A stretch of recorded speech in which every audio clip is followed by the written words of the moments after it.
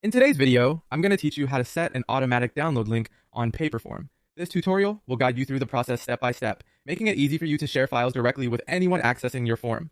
Let's get started. First things first, let's prepare your file in Google Drive. Start by uploading the file you wish to share to your Google Drive. Open Google Drive and click on the New button, then select File Upload to upload your file from your computer.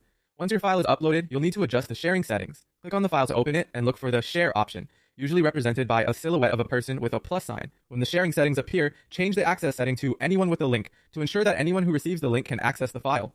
Don't forget to copy the shareable link, as you'll need it for the next steps. Now that you have your shareable link, it's time to generate the direct download link.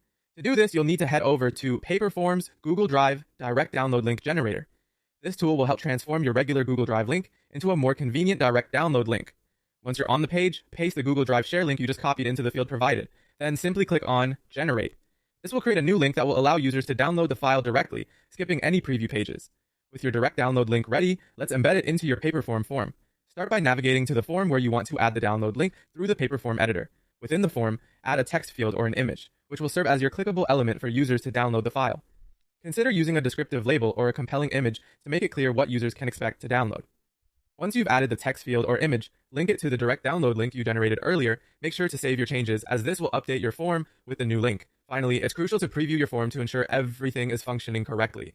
Click on the preview option to check the form from a user's perspective. Try clicking on the text or image you've linked to test the download process. If everything works as expected, users should be able to download the file directly to their device seamlessly. And there you have it, a simple and effective way to set up an automatic download link using Paperform and Google Drive. This method can be incredibly helpful for sharing resources efficiently with your audience. Thank you for watching, and I hope you found this tutorial clear and beneficial. Be sure to subscribe and check out our other videos for more tips and tricks.